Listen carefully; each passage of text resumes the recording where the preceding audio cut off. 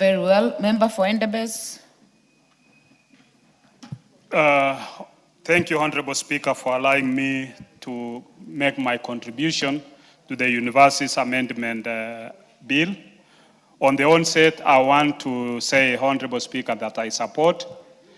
The import of the amendment is that we are deleting universities offering certificates and diplomas and substituting it with the postgraduate certificates and postgraduate diplomas. What it means, Honorable Speaker, is that it means universities do not offer the basic certificate, neither do they offer the basic diploma. And therefore, universities should not be competing with the middle-level colleges to offer either certificates or a diploma. Because at the university level, you expect to get maybe from the level of tutorial fellows to junior lecturers, and senior lecturers.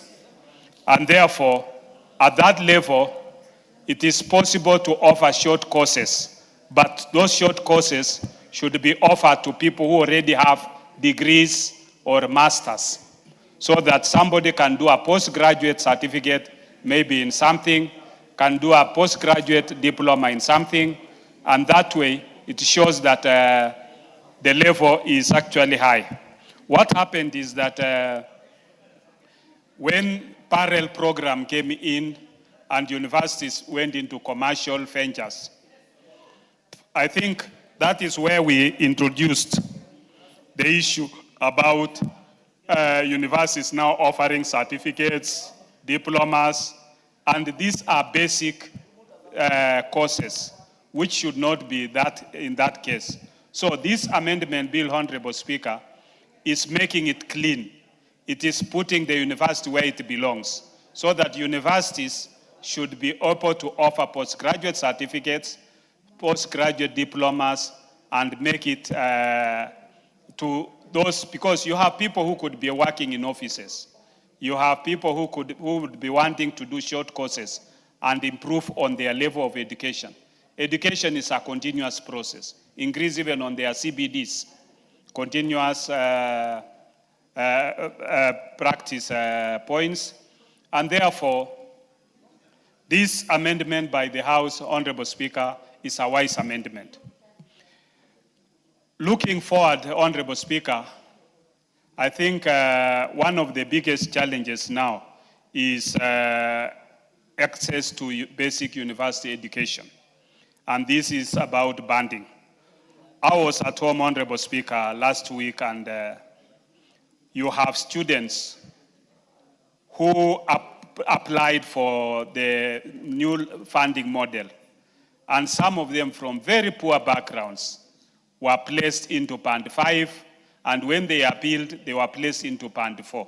I think this is something that universities need to, especially the joint admission board, needs to look back, so that these students who are, and they are spread all over the country, they should be able to look back and see that these students can be helped so that they don't drop out of university. Because when a student is admitted for a course, for instance, in medicine, and is from very poor background, you put him in Band 5, where do you expect him to get money to pay the whole school fees? So I think this issue about the means testing is what is still not clearly addressed by the joint admission board, and we need it to be looked into so that students do not miss out.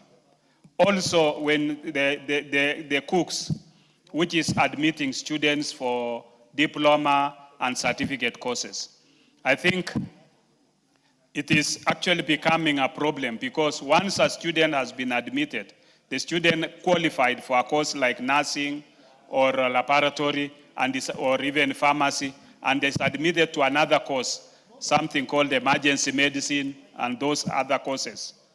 This child is locked into that course. It cannot be able to appeal and change the course. I think the COOPS admission board should be able to look into this so that students are allowed to be able to revise and reapply for courses for which they intended to go and do.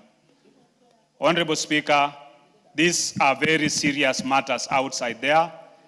I know each and every member in this House are faced with similar challenges with their constituents, who either through the new funding model, they've been put into the wrong banding, or through coups, they have been admitted into a course in which they cannot be able to change.